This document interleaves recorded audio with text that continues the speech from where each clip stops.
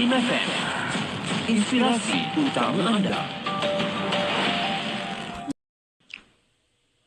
Bismillahirrahmanirrahim. Alam nashrah laka sadrak wa wada'na 'anka wizrak الذي أنقض ظهرك ورفعنا لك ذكرك فإن مع العسر يسرا إن مع العسر يسرا فإذا فرغت فانصب وإلى ربك فارغب.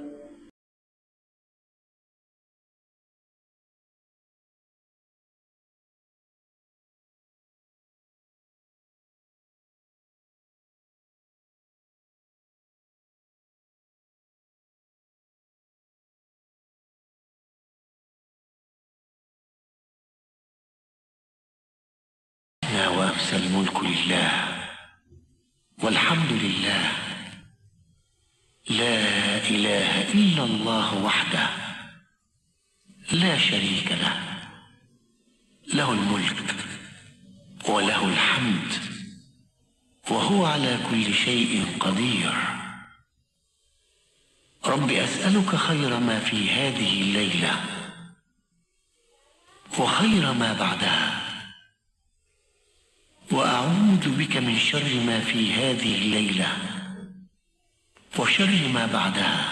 رب أعوذ بك من الكسل وسوء الكبر. رب أعوذ بك من عذاب في النار وعذاب في القبر. Kami dan seluruh kerajaan memasuki waktu petang karena Allah. Segala puji bagi Allah. Tiada sesembahan yang berhak disembah melainkan Allah semata.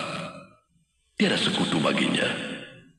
Semua kerajaan hanya miliknya dan segala pujian hanya untuknya. Dia Maha berkuasa atas segala sesuatu. Wahai Tuhanku, aku memohon kebaikan yang ada di hari ini dan setelahnya. Sebaliknya aku memohon perlindungan dari keburukan yang ada di hari ini dan setelahnya.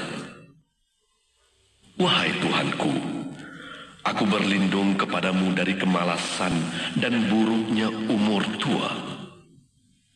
Wahai Tuhanku, aku berlindung kepadamu dari azab neraka dan azab kubur.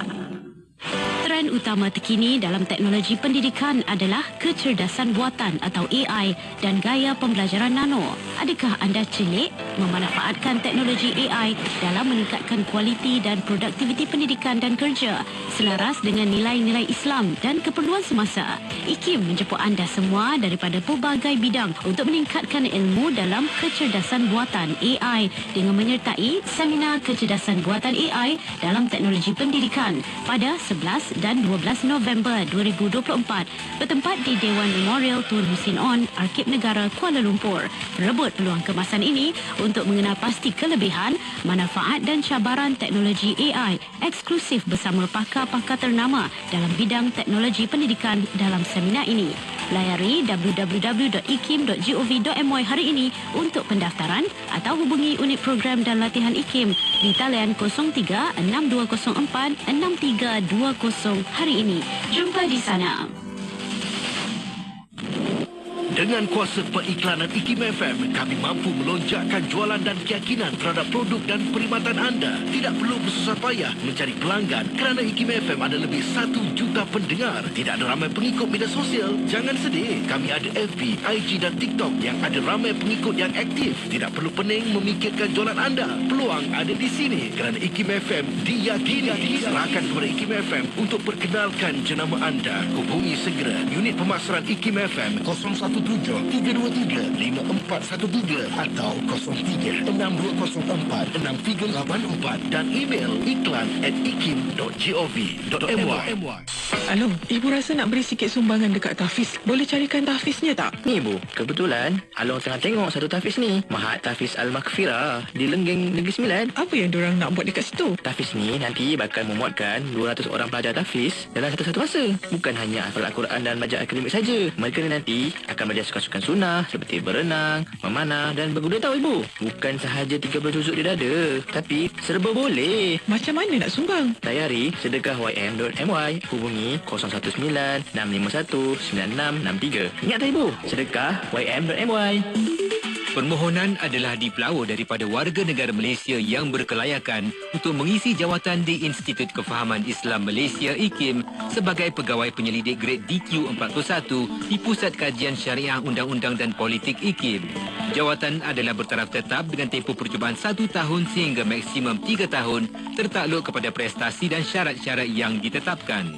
Syarat-syarat permohonan adalah memenuhi syarat kelayakan umur yang ditetapkan dan memiliki ijazah sarjana muda atau ijazah sarjana dalam bidang akidah dan perbandingan agama yang diiktiraf oleh IKIM daripada institusi pengajian tinggi tempatan atau swasta atau kelayakan setaraf dengannya.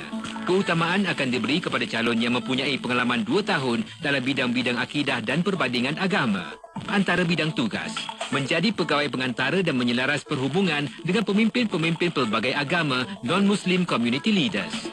Mencadang dan melaksana projek penyelidikan yang berkaitan bidang penghususan dan menyelaras program, membuat kerja penyuntingan, pembentangan kertas kerja dan artikel akhbar. Calon-calon yang berminat boleh mengemukakan permohonan anda ke Unit Modal Insan IKIM sebelum atau pada 16 Oktober 2024. Untuk maklumat lanjut, layari www.ikim.gov.my. Ayo semua wakafkanlah pelaburanmu dengan ASNB.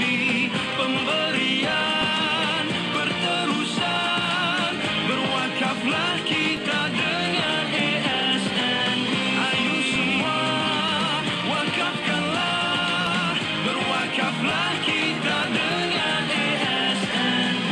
Mulakan wakaf anda bersama ASNB. Belanja, belanja, belanja. Umrah, umrah, umrah. Harmoni, harmoni, harmoni. Ai, apa yang seronok sangat tu Pak Haji? Oh, baru lepas daftar umrah dengan harmoni. Sebab dia orang ada promo, promo, promo.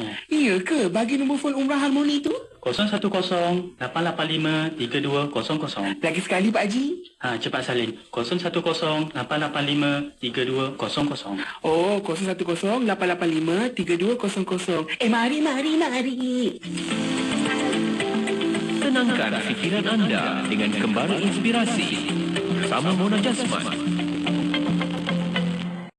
أستغفر الله وكان الله غفورا رحيما أستغفر الله وكان الله غفورا رحيما أستغفر الله وكان الله غفورا رحيما أستغفر الله وكان الله غفورا رحيما أستغفر الله وكان الله غفورا رحيما. Lahad Datu 107.3 FM. Bismillahirrahmanirrahim. Alhamdulillahirrabbilalamin. Wassalatu wassalamu ala asyrafil anbiya wal mursalin Sayyidina Muhammad wa ala alihi wa sahbihi ajma'in. Rabbi shrah li sadri wa yassir li amri wahlul 'uqdatam min lisani yafqahu qawli. Assalamualaikum warahmatullahi wabarakatuh. Pada para pendengar yang masih setia bersama kami di Rejim Institut Kefahaman Islam Malaysia di IKIM, alhamdulillah untuk petang ini masih lagi bersama untuk kembali inspirasi IKIM FM, dan insya-Allah kita membawa kepada anda rancangan Fas'aluna Tanyalah Kami. Dan untuk Fas'aluna tahniah kami kita pancarkan kepada anda untuk tontonan anda di FB dan YouTube IKIM FM. Soalan pertanyaan boleh hantarkan melalui WhatsApp konti 01129004 004 dan juga boleh tinggalkan di FB dan YouTube IKIM FM. Untuk anda pada petang ini, alhamdulillah bersama Fasaluna masih lagi bersama kita yang berusaha Dr. Nik Ruskiman Abdul Samad, Pengarah Pusat Kajian Syariah Undang-Undang dan Politik Institut Kefahaman Islam Malaysia IKIM. Assalamualaikum Doktor. Waalaikumsalam warahmatullahi wabarakatuh. Apa khabar Mona? Baik, alhamdulillah sihat Doktor. Doktor sihat? Alhamdulillah sihat. Alhamdulillah. Mungkin nekalam Masri? Syaya. Terima kasih Doktor masih meluangkan masa untuk Fasaluna walaupun sibuk macam mana pun, alhamdulillah masih bersama dan bersama para pendengar. Jangan lepaskan peluang untuk dapatkan kitab Wahai Anak Muda yang merupakan terjemahan dan pengenalan kepada kitab Ayyuhal Walad karangan Imam Al-Ghazali rahimahullah, dan difahamkan juga ada promosi istimewa 20% sempena rancangan Fasaluna ini. Boleh hubungi 0122472441. Alhamdulillah.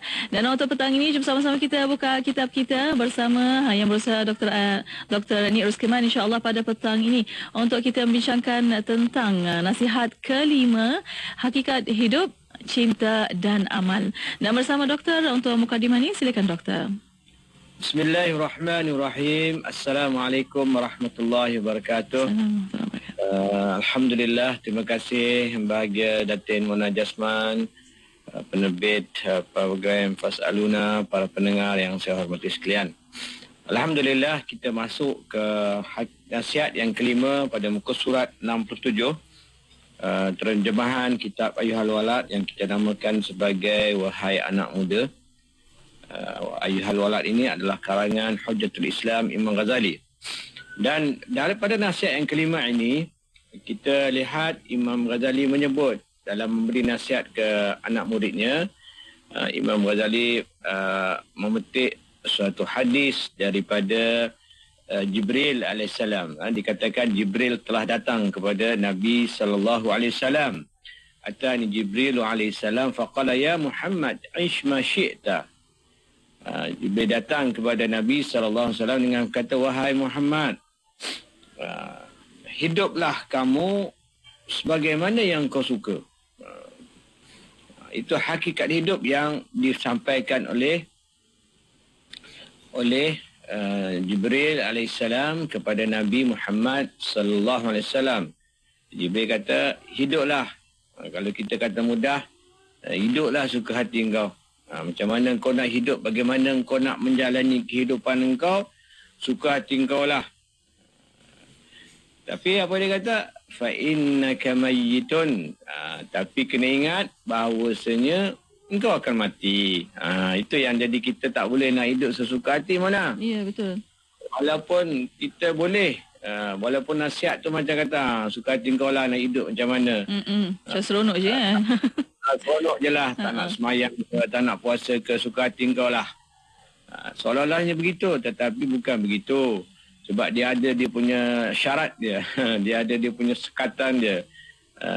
Dia ada dia punya halangannya. Dia kata apa? Fa innaka mayyitun. Kau akan mati. Kita awalnya kita mungkin gembira. Orang yang dengar kata-kata tu mungkin gembira. Hiduplah suka hati kau. Suka bestnya. Tapi dia tahan kita punya kegembiraan itu. Fa innaka mayyitun. Kerana tetapi kau kena ingat, jangan kau lupa bahawasanya kau akan mati. Jadi apabila disebut, diingatkan dengan kematian, maka kehidupan itu sendiri menjadikan kita terhalang untuk melakukan apa yang kita nak lakukan sesuka hati. Maknanya kalau kita ingatkan kematian, bahawa kematian itu nanti akan menjadikan kita bertemu dengan Allah dan akan membawa kita kepada penghisaban dengan Allah SWT, maka sudah pasti kita tidak akan melakukan sesuka hati dalam kehidupan kita ini. Kerana kita tahu orang yang hidup dengan tidak mengikut perintah Allah Ta'ala, maka sudah pasti akan diazab oleh Allah SWT. Sebab itulah walaupun seolah-olah dikatakan kita boleh hidup sesuka hati, tetapi sebenarnya ialah untuk mengingatkan kita, engkau jangan ingat engkau boleh hidup sesuka hati.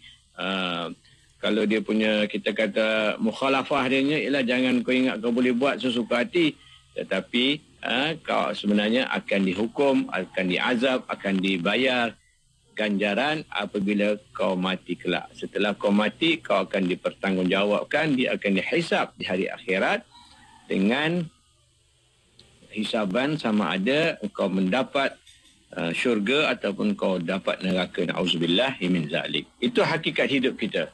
Jadi pertama yang kita kena semat dalam kepala kita ialah kehidupan ini akan berkesudahan dengan suatu kematian.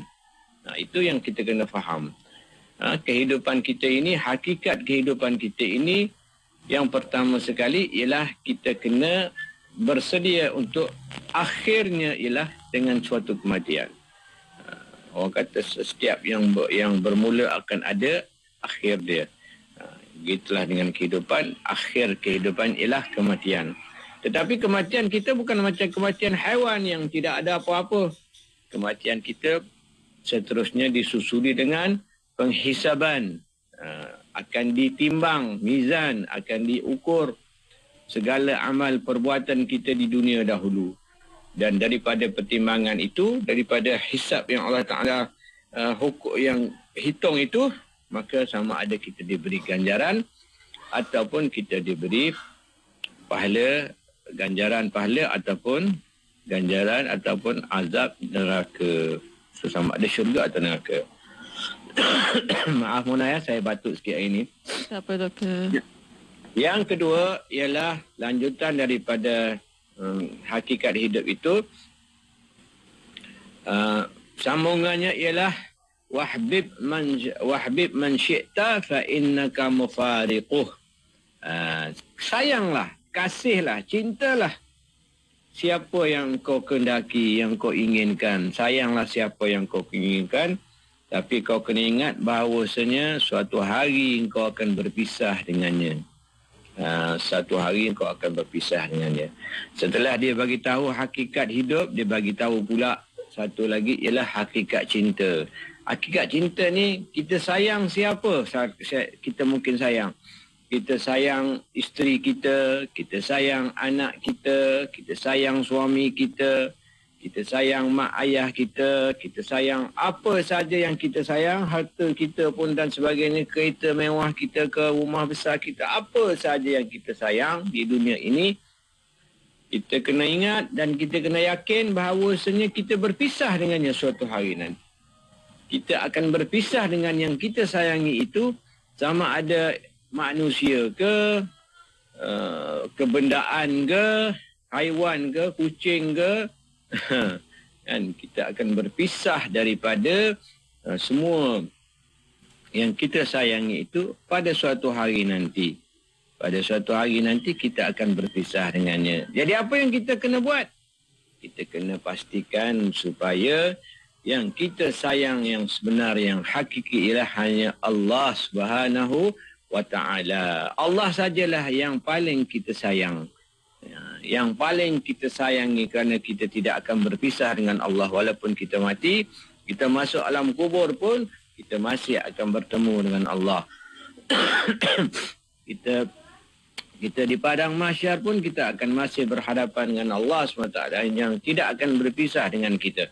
So kecintaan kita yang hakiki yang sebenarnya ialah hanyalah kepada Allah Subhanahu wa Ta'ala, bukan kepada manusia. Jadi kalau kita sayang suami kita, isteri kita dahlah cantik kan, kita pun sayang sangat. Tapi kalau dia mati mana, orang akan tianam juga, suami yang tak ada, suami yang pun kan sayang, dia akan kan juga walaupun dia sayang. Baik, saya rasa kita berhenti situ dulu Mona. InsyaAllah pada kita. Baik doktor, Alhamdulillah. Terima kasih doktor. Dan untuk waktu ini kita beri khas seketika. Kita akan kembali selepas ini. Untuk bersama anda, hantarkan soalan anda melalui WhatsApp konti 0112900404 dan juga boleh tinggalkan di FB dan YouTube IKIM FM.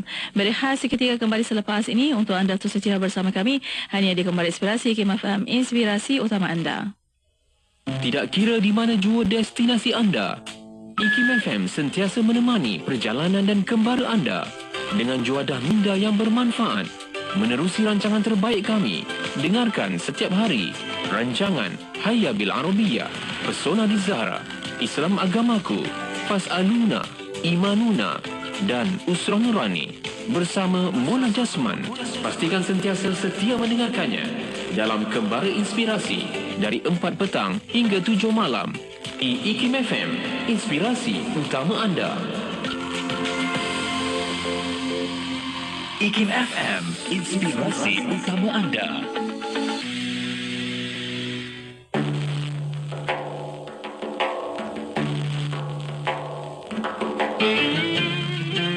عن عبد الله بن عمر رضي الله عنهما عن النبي صلى الله عليه وسلم قال: من كان في حاجة أخيه فإن الله في حاجته، ومن فرج عن مسلم كربة فرج الله عنه بها كربة من كرب يوم القيامة، ومن ستر مسلما ستره الله يوم القيامة.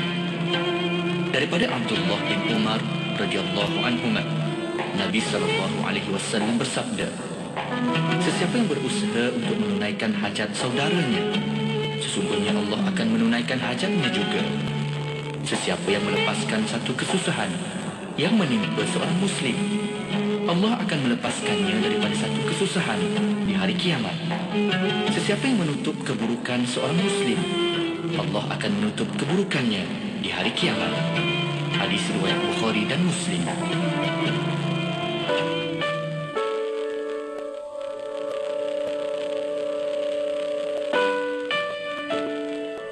Sekarang permasalahan terjadi di sana sini karena hilangnya rahmat. Dan rahmat adalah hakikat keindahan. Kita titi satu demi satu urusan kita dengan Allah, urusan dengan Rasulullah, urusan dengan sesama manusia. Dan manusia bermacam-macam ikatan kita dengan mereka. Ada dia adalah istri kita atau suami, ada anak, bahkan ada bekerja yang bersama kita. Atau mungkin kawan-kawan dalam bisnis berniaga. Semua ini adalah manusia-manusia. Jika kita salah menata hubungan hati kita dengan mereka, maka kita punya banyak kesusahan. Ketemu istri susah, ketemu anak susah, ketemu tetangga susah, ketemu siapapun jadi susah. Akan tapi kalau orang hatinya tertata, subhanallah, dia bertemu dengan istri penuh dengan kebahagiaan, dengan penuh kegembiraan, dengan keindahan di saat bertemu dengan anak. Karena dia mencintai dengan penuh keindahan. Bahkan dengan karyawan yang bekerja dengannya, dia hubungannya adalah bukan hubungan sekedar hubungan pekerjaan, hubungan materi, akan tapi ada hubungan hati. Maka ketahuilah kita melihat mereka pun dengan penuh rasa kegembiraan, rasa bahagia, dan juga dengan siapapun. 24 jam sentiasa mendampingi, indah dengan muzik Islami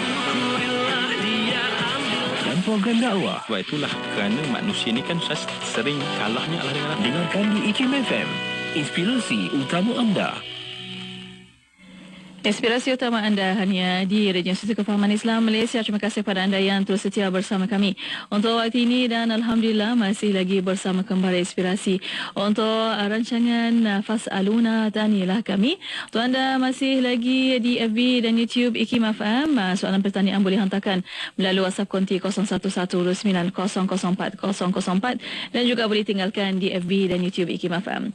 Alhamdulillah bersama para pendengar masih lagi bersama kitab kita Wahai Anak Muda, Ayuhal Walad. Untuk anda yang belum mendapatkannya, boleh dapatkan melalui WhatsApp 012-247-2441. Waktu ini bersama yang berusaha Dr. Nirus Keman Abdul Samad, Pengarah Pusat Kajian Syariah Undang-Undang dan Politik Institut Kefahaman Islam Malaysia Syara, dan kita bincangkan nasihat kelima, hakikat hidup, cinta dan amal. Untuk waktu ini bersama doktor, untuk sambungannya silakan doktor. Amin, doktor. Terima kasih. Mana yang seterusnya, yang selepas kita bicara tentang hakikat hidup, hakikat kecintaan, yang ketiganya ialah hakikat amal. Wa'amal ma syi'ta fa innaka mujziyun bih. Qamakal, begitulah. Maknanya beramallah kamu ataupun lakulah apa yang kamu nak laku, tapi kena ingat kamu akan diberi balasan dengan apa yang kamu lakukan. Jadi ini ialah peringatan kepada kita dari segi hakikat amalan, hakikat perbuatan. Dia lebih kurang je dengan yang kita bicara di awal tadi. Dia ada semacam persamaan. Buatlah apa yang kau nak buat. Tapi yang ni pun begitu juga. Yang hakikat hidup, hakikat ini semuanya adalah suatu muhasabah terhadap apa yang kita lakukan dalam seharian. Dia sebut di sini ialah kamu beramallah dengan apa yang kamu inginkan, dengan apa yang kamu nak lakukan, tetapi kamu kena ingat bahawasanya kau akan diberi ganjaran di atas apa yang kau lakukan. Ataupun ganjaran atau pembalasan. Tidak ada perbuatan kita di atas muka bumi ini, Mona dan para pendengar, yang akan bebas begitu saja. Kita boleh buat apa saja yang kita nak. Tanpa sebarang hukuman, tanpa sebarang, tak ada. Setiap apa yang kita lakukan di atas muka bumi ini, baik yang kecil maupun yang besar, sudah pasti akan ada implikasinya di hari akhirat kelak. Akan diberi ganjaran atau akan diberi pahala. Diberi dosa. Wa may ya'mal mithqala dzarratin khairan yarah wa may ya'mal mithqala dzarratin syarran yarah. Siapa yang melakukan kebaikan walaupun sekecil zarah, dia akan lihatnya dan dia akan diberi ganjaran. Dan siapa yang melakukan kejahatan walaupun sekecil zarah, dia akan pasti akan melihatnya dan akan diberi ganjaran pahala dan dosa dan sebagainya. Maknanya kita tak ada yang kita lakukan atas dunia ni yang tidak ada dalam pertimbangan Allah SWT. Sama ada kita akan dapat pahala ataupun kita akan dapat dosa. Ataupun yang ketiganya, dia adalah suatu benda yang tidak berdosa dan tidak berpahala. Dia adalah suatu perkara yang dikira sia-sia, lara. Dosa pun tidak, pahala pun tidak. Tetapi dia adalah perbuatan yang sia-sia. Jadi jangan kita banyakkan dalam hidup kita ini benda yang berdosa, amal berdosa dan juga yang lara. Rugi. Rugi kalau kita banyak masa habiskan kehidupan kita dengan perkara yang lara, yang sia-sia, yang tidak berpahala. Tetapi kita kena perbanyakkan hidup kita ini dengan perkara yang berpahala sebanyak mungkin. Jangan lakukan sekali-kali yang berdosa dan jangan juga kita lakukan benda yang sia-sia. Kurangkan, bukan jangan 100% mungkin sukar, tapi kurangkan. Banyak benda sia-sia yang kita buat, sembang lah, apalah. Kadang-kadang yang benda yang lara ni, kalau kita banyak sangat bersembang, dia pergi kepada dosa. Apabila kita bersembang itu masuk kepada mengumpat orang lah dan sebagainya. Jadi benda ini kita kena jaga. Dan juga kita kena ingat bahawasanya setiap amalan, jangan kita perlekehkan. Dalam satu hadis Nabi sebut, jangan kau meremehkan amalan kebaikan. Jangan kita remehkan, jangan kita pandang hina, pandang kecil dengan amalan yang pada kita nampak kecil saja. Walaupun sekadar, Nabi kata, melemparkan senyuman kepada orang. Jangan kita pandang benda itu kecil. Kita senyum kepada orang. Itu pun satu sedekah. Satu benda yang berpahala. Jadi apa sahaja perkara perbuatan yang boleh mendatangkan pahala, daripada sekecil-kecil senyum. Senyum senang. Mana payah ke senyum mana?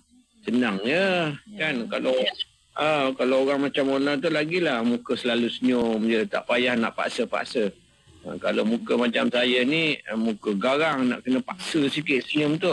Orang kata muka serius je. Ada orang muka dia memang macam tu. Dia bukan marah ke apa. Dia bukan masam. Tapi memang muka dia tu muka serius.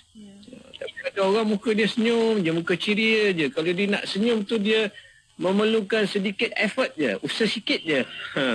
Dah senyum dah. Kalau saya ni nak kena senyum tu, nak kena paksa lebih sikit. Mungkin pahala pun lebih lah, insya-Allah.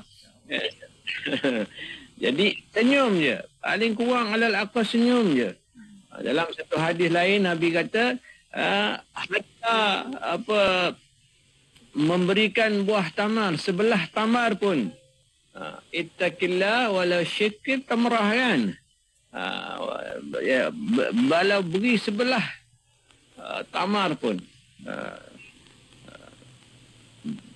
bertakwalah kamu kepada Allah walaupun dengan memberi sebelah tamal, sebiji tamal kecil tu. Nak bagi tahu daripada sekecil amalan sampailah ke sebesar amalan. Jangan kita pelekehkan. Apa sahaja yang kita boleh lakukan untuk mendapat pahala, kita lakukan. Hatta disebut dalam hadis yang syu'abul iman itu, cabang-cabang iman, salah satunya ialah yang paling rendah sekali ialah imatatul adza 'anit tariq, iaitu membuang benda-benda yang boleh menyakiti orang dalam perjalanan, kan. Kita tengok ada ada batu, ada kaca ke apa, ada duri-duri ke, kita tolak ke tepi, kita tolong, kan. Apa saja yang boleh memberikan menyenangkan orang lain, kita lakukan, kerana itu akan memberi pahala kepada kita yang menguntungkan kita, dalam satu hadis lain Nabi sebut, Nabi kata tidak adalah mafhum dia, tidak adalah suatu amalan yang lebih baik selepas daripada amalan-amalan fardu, melainkan ialah kita menggembirakan orang lain. Kita menggembirakan orang lain. Itu satu benda yang besar. Susah ke kita menggembirakan orang? Senang je. Banyak benda yang kita boleh menggembirakan. Bagi orang happy, bagi orang senang hati. Jadi apa yang kita boleh lakukan bagi menggembirakan orang, bagi orang happy, bagi orang ceria. Orang ceria, orang tengok kita senyum, dah happy. Orang apa-apa je lah yang kita boleh, kan. Orang penat, kita pergi angkat air tanpa orang perlu minta, kan. Apa yang kita boleh buat? Kadang kalau dekat negara-negara barat tu, dia yang saya perhati, kalau di negara kita pun dah semakin ada dah budaya, dia tak hempap pintu tu. Kalau dia masuk pintu, dia tak hempap. Kalau pintu yang itu tu, dia tahan dulu pintu tu sampai orang belakang pegang pintu, balik ambil pintu. Itu satu adab dia, satu budaya dia. Dan kita pun happy lah, dia orang, kita tak payah nak buka-buka, kan. Jadi dia pegang lah, kita pun ambil sambung daripada dia. Itu antara perkara yang budaya yang baik yang kita boleh contohi. Walaupun benda kecil je, benda kecil je. Sama juga kita nak keluar lorong, saya selalu sebut, nak keluar lorong, nak masuk simpang jalan utama dan sebagainya, kita tengok dia dah susah nak masuk, kereta banyak, cuba kita perlahan sikit dan bagi isyarat pada dia biar dia boleh keluar dengan cepat. Kan dia kan happy dia, Masya Allah, thank you, terima kasih. Dia dah setengah jam dah nak masuk lorong tu, nak masuk simpang jalan, tak boleh, kan. Macam dekat IKIM tu, dekat luar depan stadium tu, kan, susah betul nak pergi, kan, sampai kereta panjang ke belakang. Padahal tempat tu jam pun kat situ, kan. Boleh bagi ruang untuk orang lalu. Jadi kereta tu slow, perlahankan sedikit. Dia pun bagi lepas kereta pergi. Jadi orang pun suka, Masya Allah, terima kasih. Bayangkan bagaimana orang gembira. Ya, benda-benda macam tu lah mana. Ni sekarang kita ni musim-musim banjir apa semua ni, kan. Apa bantuan kita boleh tolong mungkin, kan. Bagi bantuan-bantuan, meringankan kesusahan mangsa-mangsa yang kena. Baru ni saya dengar banjir di Lembah Kelang, kan. Jadi apa bantuan yang kita boleh bagi? Kita bagi bantuan, insya-Allah. Jadi mungkin lepas ni insya-Allah kita sambung kepada nasihat yang keenam, mana insya-Allah. Ada Ya, insya-Allah, Doktor. Alhamdulillah. Terima kasih, Doktor. Dan untuk waktu ini kita akan berehat sekali lagi. Kita akan kembali selepas ini bersama para pendengar. Hantarkan soalan anda melalui WhatsApp konti 0112900404 dan juga boleh tinggalkan di FB dan YouTube IKIM FM. Berehat sekali lagi kembali selepas ini. Terus setia bersama kami hanya di Kembali Inspirasi IKIM FM, inspirasi utama anda. IKIM FM.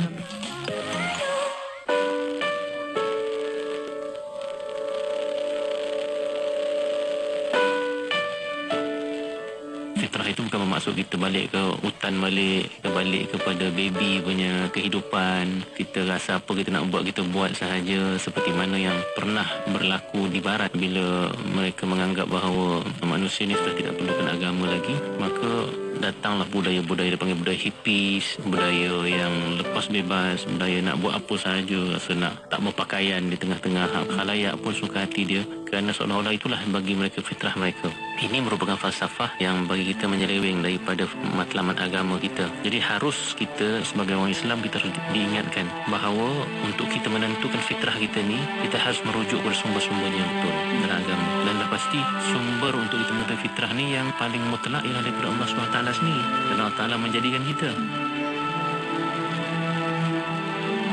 Dengar IKIM FM di mana sahaja anda berada. Layari laman web www.ikimfm.my atau muat turun aplikasi Radio IKIM di Google Play Store dan Apple App Store. Terkini, IKIM FM turut boleh didengari melalui aplikasi Audio Plus dan MyTV mana-mana.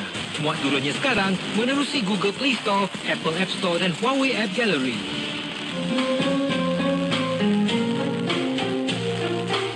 Pada suatu hari seorang sahabat berjumpa dengan Rasulullah sallallahu alaihi wasallam, bertanya kepada baginda, "Ya Rasulullah, aqaribun rabbuna fanunaji am ba'idun fanunadi?" Wahai Rasulullah, adakah Allah itu dekat sehingga kami boleh berbisik-bisik kepadanya, ataupun adakah Allah itu jauh sehingga kami perlu menyuruh kepadanya dengan laungan? Maka dengan itu turun sebuah ayat yang dibawa oleh Jibril alaihi salam kepada Rasulullah sallallahu alaihi wasallam sebagai jawapan kepada sahabat tadi. A'udzubillahi minasyaitonir rajim. Wa idza sa'alaka 'ibadi 'anni fa inni qarib ujibu da'watad da'i idza da'an falyastajibu li wal yu'minu bi la'allahum yarshudun. Maksudnya, dan apabila hamba-hambaku bertanya kepadamu tentang aku, maka jawablah bahawasanya aku adalah dekat. Aku mengabulkan permohonan orang yang berdoa apabila dia memohon kepadaku. Maka hendaklah mereka itu memenuhi segala perintahku, dan hendaklah mereka beriman kepadaku agar mereka selalu berada dalam kebenaran.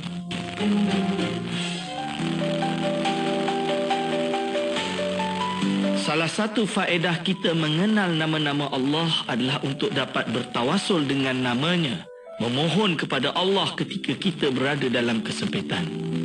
Apabila kita berada dalam kesempitan dalam rezeki, kita menyeru, "Ya Razzaq."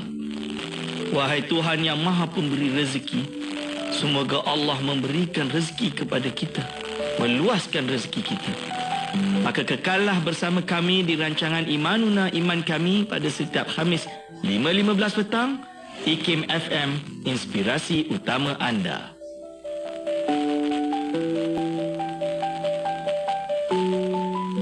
Ikuti kami di podcast web podcast.ikim.my. Terima kasih kepada anda yang terus setia bersama kami hanya di Kembar Inspirasi IKIM FM, inspirasi utama anda untuk petang ini. Dan Alhamdulillah masih lagi bersama anda untuk rancangan Fas'aluna, tanyalah kami di FB dan YouTube IKIM FM. Soalan pertanyaan boleh hantarkan melalui WhatsApp konti 01129004 dan juga boleh tinggalkan di FB dan YouTube IKIM FM. Untuk petang ini masih lagi Alhamdulillah untuk kita bincangkan tentang nasihat ke-5 dan ke-6 hakikat hidup, cinta dan amal, dan bersama Dr. Nirus Kiman Abdul Samad, Pengarah Pusat Kajian Syariah Undang-Undang dan Politik Institut Kefahaman Islam Malaysia Syara. Masih lagi bersama Doktor untuk kita sambung kembali. Silakan Doktor. Baik, Alhamdulillah kita sudah sampai kepada akhir ya, kita kira penerangan kita tadi. Dan kalau mana ada apa-apa soalan yang nak diajukan daripada para pendengar kita, boleh saya cuba menjawab jika saya mampu. Boleh. Silakan. Boleh Doktor, kita ada beberapa soalan yang dapat pada petang ni. Ada yang bertanya, Doktor, bagaimana seseorang boleh mengimbangkan antara cinta kepada dunia dan cinta kepada Allah Subhanahu Wa Taala tanpa melupakan tanggungjawab sebagai hamba-Nya? Bagaimana Doktor, silakan. Baik, bismillahirrahmanirrahim.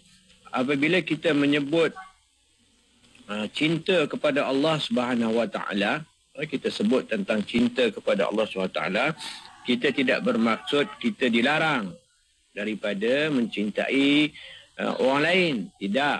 Sebab fitrah kita juga, kita sayang kepada anak isteri, kita sayang kepada harta benda, itu adalah fitrah yang Allah beri kepada kita. Dalam Quran pun sebut zujina linnasi hubbus syahwati minan nisa, kan, ila akhir.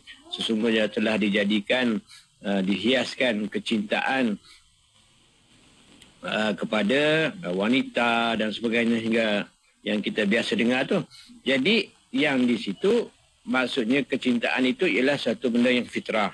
Tapi apa yang kita dituntut ialah kita tidak menjadikan kecintaan kita kepada isteri kita, anak kita dan sebagainya itu melebihi daripada kecintaan kita kepada Allah. Satu. Yang kedua, kita kasih kepada yang selain daripada Allah ini ialah demi kerana Allah. Jadi yang tu yang kita kena jelaskan. Kita tidak dilarang sama sekali, kita dibolehkan, tetapi kita lakukan itu kerana mencari redha Allah, kerana Allah SWT menuntut supaya kita berkahwin, kita ada suami, ada isteri, dan kita sayang suami kita, kita sayang isteri kita adalah demi kerana Allah SWT. Bukan kerana benda-benda lain, tetapi kerana Allah SWT. Ada orang dia sayang apa benda-benda ini adalah untuk kepentingan diri dia sendiri.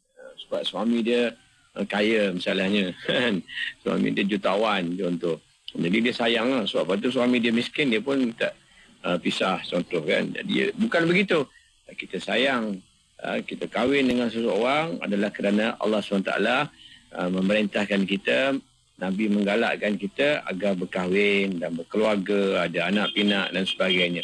Jadi ini semua tidak menafikan kita boleh, tetapi dalam masa yang sama kecintaan kita kepada Allah mengatasi segala kecintaan yang lain. Sebab itu disebut dalam satu hadis di mana dikatakan antara tanda-tanda kemanisan iman seseorang ialah apabila dia mencintai Allah dan Rasulnya, man kana Allah wa rasuluhu ahabba ilaihi mimma siwahuma. Dia lebih cinta kepada Allah dan Rasulnya melebihi dari segala-gala yang lain. Dan jadi Allah SWT akan campakkan kecintaan kepadanya kerana mencampakkan kesempurnaan iman, kemanisan iman kepadanya kerana kecintaan dia kepada Allah dan Rasulnya. Dan siapa yang mencintai Allah, mencintai orang kerana Rasulnya, kerana Allah SWT, maka itulah kecintaan yang sebenar. Jadi kalau tanya bagaimana nak seimbang, ialah dengan kita meletakkan pertama, kita kasih kepada orang lain dan sebagainya, itu sebagai yang pertama. Yang kedua ialah kita benci kepada seseorang itu juga kerana Allah SWT. Bukan kita benci dia kerana rupa paras dia, kerana status dia, kemiskinan dia dan sebagainya. Kita tak boleh nak benci orang sewenang-wenang. Tapi kita benci dia kerana maksiat yang dia lakukan sebagai contoh. Dan tu pun kita bukan benci dia sebagai personality dia, syakhs dia. Kita hanya tidak menyukai, membenci perbuatan maksiatnya sahaja. Tetapi dia sebagai individu tidak sepatutnya kita membencinya.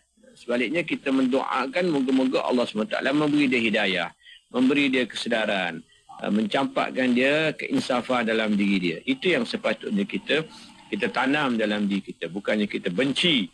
Kalau orang tu jahat kita benci. Orang kalau selama dia orang mukmin, kita tidak boleh ada kebencian sesama orang Islam, sama orang mukmin. Apa yang kita boleh lakukan ialah kita benci perbuatan yang dia lakukan, yang kita lihat adalah suatu dosa. Jadi tidak menafikan tanggungjawab kita sebagai hamba untuk memberi kasih sayang kita kepada anak isteri kita, tidak menghalang kita untuk kita boleh lakukan tanggungjawab itu. Bahkan tanggungjawab yang kita lakukan terhadap anak isteri kita, beri nafkah dan sebagainya, itu adalah demi kerana kecintaan kita kepada Allah SWT yang memerintahkan kita melakukan begitu. Jadi saya kira mungkin itu boleh menjawab soalan yang pertama, Mona. InsyaAllah kalau ada apa lagi. Baik doktor, terima kasih doktor. Ada satu soalan lagi doktor bertanya. Apakah langkah-langkah yang perlu diambil untuk memastikan setiap amal yang dilakukan diterima oleh Allah Subhanahu Wa Taala dan bermanfaat untuk orang lain? Bagaimana doktor? Baik, kalau kita pertama dalam kita melakukan amalan Amalan ni nak diterima oleh Allah SWT, pertama dia kena amalan yang tidak bertentangan dengan syariat. Itu satu pertama yang kita kena faham. Apa saja yang kita nak lakukan, perbuatan yang kita nak lakukan, jika kita mahu dia ni mendapat keredaan Allah SWT, mendapat pahala diterima oleh Allah SWT, maka kita kena pastikan yang kita lakukan itu ialah amalan yang Allah Ta'ala redha. Sebagai contoh, kita buat satu benda yang maksiat, kita berjudi, itu tak boleh. Berjudi kerana Allah, mana ada berjudi kerana Allah, itu satu maksiat. Ataupun pernah orang minum arak kan, ada kita tengok video, tak tahulah betul ke tidak, dia minum arak, dia baca Bismillahirrahmanirrahim, mana boleh. Itu lagi menghina Islam, dan bahkan dia boleh menjadi boleh membawa merosakkan akidah. Fitnah. Jadi fitnah. Jadi kita nak lakukan sesuatu, mestilah perkara yang harus, perkara yang mubah, perkara yang sunat, yang memang jadi benda yang wajib kita lakukan, yang tu akan diterima oleh Ta'ala, kita lakukan dengan ikhlas, dengan sedekah. Tapi benda-benda yang haram, benda-benda maksiat, kita lakukan walaupun kita letak dia bismillah ke apa ke, dia tidak akan diterima oleh Allah SWT. Kerana maksiat Allah SWT tak terima sebagai amalan yang bermanfaat, amalan yang Allah Ta'ala akan beri ganjaran. Tidak sama sekali. Tetapi kalau kita nak sesuatu amalan, macam kita makan, sebelum kita makan tu kita jangan terus makan. Mungkin kita panjatkan doa dulu, luangkan masa dulu sedikit, Allahumma barik lana dan sebagainya, baca doa, dan kita panjatkan kesyukuran kita bersyukur pada Allah beri kita rezeki. Jadi itu menjadikan makanan kita makan tu tidak sia-sia, habis begitu saja. Kalau kita makan macam biasa, kita pergi, orang makan je, yang kita dapat kenyang lah. InsyaAllah mungkin kita kenyang lah, biasa kan, adat dia begitu. Tapi kita tak dapat pahala sebab memang kita makan je. Tapi kalau kita pergi dengan duduk dengan tengok makanan, ya Allah, Masya Allah, ini rezeki Allah Ta'ala beri kepada kita kan. Tapi tak payahlah sampai ucap panjang-panjang, kita niat je dalam hati kita kan. Kan, jadi ucapan tu lama lah pula, tak perlu ucapan. Dalam hati kita datangkan kesedaran bahawasanya Allah, aku bersyukur ya Allah, aku boleh makan lagi. Di Gaza tu, ya Allah, orang di Gaza tak boleh makan, kena kepung dah setahun dah kan. Ada yang makan pokok, ada pakai daun, ya Allah, syukurnya. Dalam hati kita masukkan perasaan syukur kita dengan rezeki yang Allah Ta'ala bagi. Lepas tu makan tu, sudah makan pun kita masukkan dalam hati, alhamdulillah, syukur ya Allah. Kalau afdal lagi kita lafazkan alhamdulillah, lafaz kuat-kuat. Bukan sebab nak suruh tuan rumah happy ke apa, tak. Bukan sebab itu kan, bukan nak menunjukkan kita dah kenyang ke apa, tidak. Kita terlafaz itu syukur. Dan kawan-kawan yang keliling kita, yang makan bersama kita, yang mungkin tak teringat untuk melafazkan alhamdulillah dan berterima kasih kepada Allah pun sama-sama. Apabila mendengar daripada kita alhamdulillah, dia pun alhamdulillah. Jadi kita mengingatkan dia dengan nikmat Allah SWT dan sama-sama bersyukur kepada Allah SWT. Itu satu benda yang kecil je mana.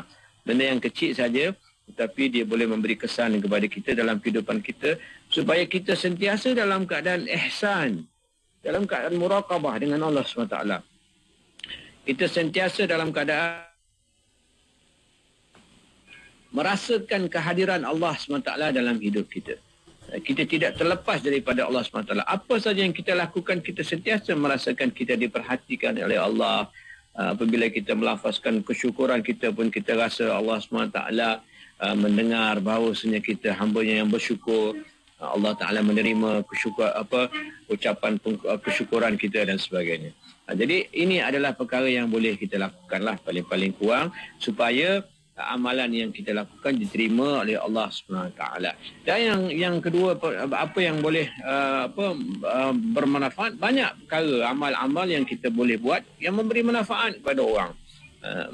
Apa yang dikatakan sebaik-baik manusia ialah orang yang memberi manfaat kepada orang. Banyak, macam saya sebut dah tadi, macam-macam perkara yang kita boleh buat yang boleh memberi manfaat pada orang. Saya ingat masa saya pergi saya pergi haji dulu 2-3 tahun lepas. Saya pergi ke Gua Hira, naik atas bukit tu kan, tinggi tu. Naik atas bukit saja, tinggi bukit tu. Dan kami turun, saya dengan isteri turun. Jadi nak turun tangga tu dah malam, maghrib lebih isyak lah. Dan kami semayang atas bukit tu. Nak turun malam tu, gelap. Dan jalan-jalan pun tak nampak. Saya tak bawa lampu suluh. Tapi ada seorang anak gadis dari Syria. Dia dah jadi pelarian. Keluarga dia semua pergi ke Belgium kalau tak silap saya. Sepanjang jalan tu dia yang suluh isteri saya dan kami turun bukit tu dengan lampunya. Bayangkan, sampai daripada puncak sampai ke bawah. Dan keluarga dia tu dia dah tinggal ke belakang, tuju ke bawah. Jadi ini benda yang dia boleh lakukan paling mudah sekali, tapi memberi manfaat kepada orang. Suluh kami berjalan supaya kami Masya Allah, saya kata budak ni bagus ni, boleh buat menantu ni. Jadi itulah mana Jadi perkara yang kecil saja yang kita boleh lakukan, tetapi boleh memberi manfaat kepada orang. Apa saja kita dalam situasi yang kita ada hadapi, kita fikirkan apakah yang kita boleh memberi manfaat kepada orang. Wallahu a'lam. Ada soalan lain lagi? Ya, ada soalan terakhir Dr. Ada yang bertanya, bagaimana dengan orang yang kata saya dah buat sebaik habis yang mungkin dengan manusia tetapi masih lagi dapat kejahatan kembali. Dia bertanya, adakah itu bermaksud Allah tak terima amalan kita ke bagaimana, doktor? Baik. Pertama, kita kena faham apabila kita lakukan sesuatu perkara, kita lakukan itu adalah kerana Allah SWT. Kita bukan lakukan kerana orang. Itu kita kena faham dulu mula-mula sekali. Setiap amalan yang kita lakukan adalah kerana Allah. Kerana Allah perintahkan kita buat baik pada orang. Hatta kalau orang buat jahat kepada kita pun, Allah perintahkan kita buat baik. Balas dengan kebaikan. Jangan kita balas dengan jahat. Orang buat jahat, kita pun balas dengan jahat. Yang lebih baik daripada itu ialah kita balas dengan kebaikan. Kita maafkan dia kerana kita balas dengan kebaikan. Saya pernah ingat, ada guru saya pernah sebut, dia kata, kalau kita bermusuh, kalau orang bermusuh dengan kita, jiran kita ke bergaduh dengan kita, ke benci kita ke apa, pergi bagi hadiah kat dia. Pergi hantar makanan kat dia. Pergi bagi lauk kat dia. Kita masak kambing, kari sedap-sedap contohnya. Ataupun kari kepala ikan ke. Jiran sebelah kita tu memang tak berapa ngam dengan kita. Apa kita boleh buat? Kita gaduh dengan dia ke apa ke tak? Yang kalau bagi orang yang soleh, bagi orang yang ingin diri dia bersih daripada kesumat, diri dia bersih daripada dendam, dia buat kari kepala ikan sedap-sedap untuk keluarga dia dan dia bagi hantar semangkuk ke rumah sebelah. Rumah jiran dia yang tak nak berapa baik dengan dia. Dia buat begitu sekali, buat 2-3 kali, lama-lama sudah pasti dia akan hilang dendam dan apa benda kesumat yang jiran dia ada terhadap dia. Bahkan dia juga boleh membersihkan hati dia daripada perasaan yang tidak elok. Ini yang kita katakan berbuat baik kepada orang yang suka buat jahat kepada kita. Kita tengok macam mana akhlak Nabi SAW apabila orang Yahudi yang menghalang lalu lintas dia kan. Kita pernah dengar. Dia buat setiap kali Nabi nak pergi ke masjid katanya wanita Yahudi dia akan halang Nabi, dia letak duri-duri dan sebagainya sehinggalah katanya orang tu sakit kan, ada macam riwayat lah, ada kata wanita, ada kata budak, dan Nabi SAW pergi ziarah dia. Bila Nabi tengok dah tak ada dah, mana halangan ni, mana tak ada duri hari ni.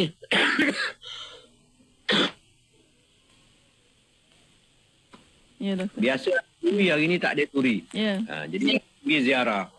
Dia dah takut dah kan, kata takut. Tapi akhirnya dia mengucap Islam. Jadi ini yang kita lakukan. Kita lakukan pertama adalah kerana orang itu, kerana Allah perintah. Buat kebaikan, wa ta'awanu 'alal birri wat taqwa. Bertolong menolong kamu dalam benda kebaikan, benda takwa.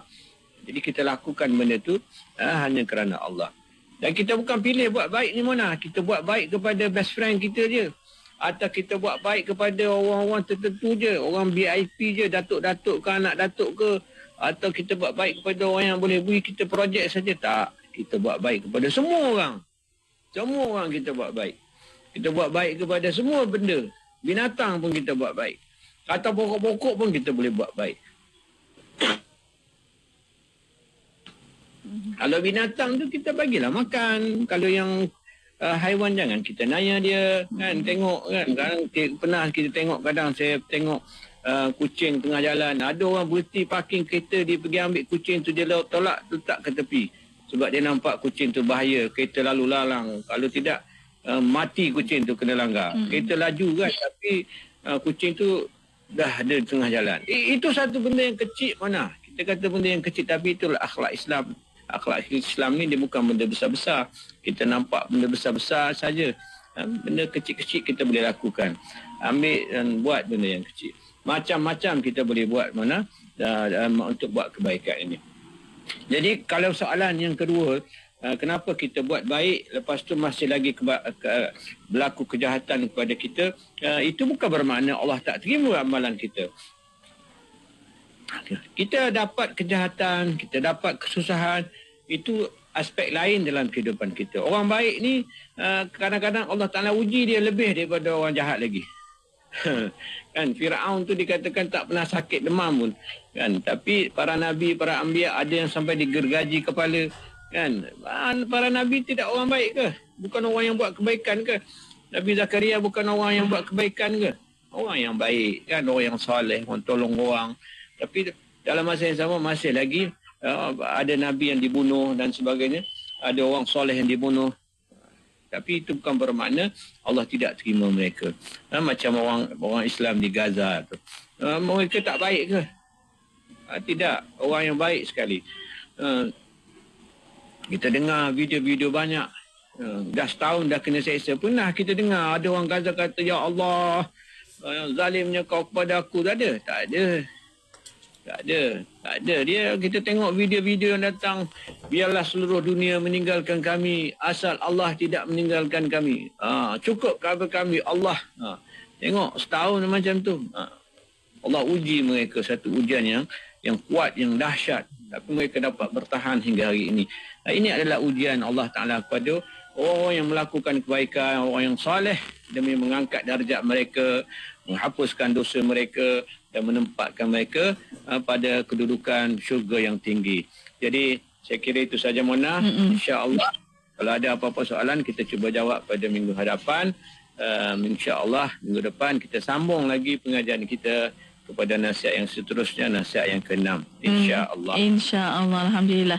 Ya, terima kasih banyak-banyak Dr. Rani Ruskiman Abdul Samad atas pertemuan untuk petang ini. InsyaAllah kita jumpa lagi, Doktor. Assalamualaikum. Waalaikumsalam warahmatullahi wabarakatuh. Alhamdulillah. Dan untuk para pendengar, terima kasih kepada anda dan untuk anda terus setia bersama kami hanya di Kembar Inspirasi Kim FM, inspirasi utama anda. Kota Kinabalu 93.9.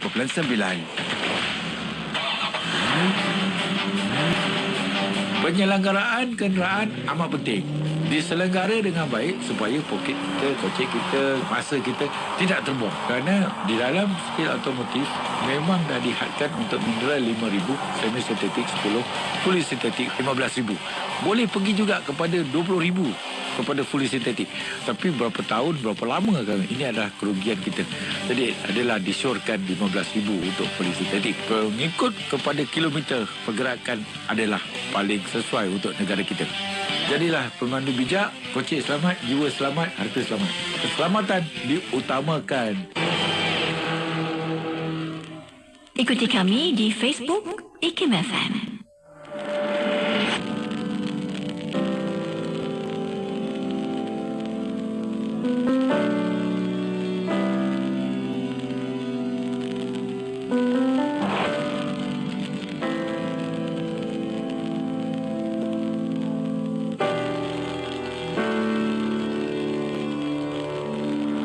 Mencetus inspirasi yang tepat dan terkini.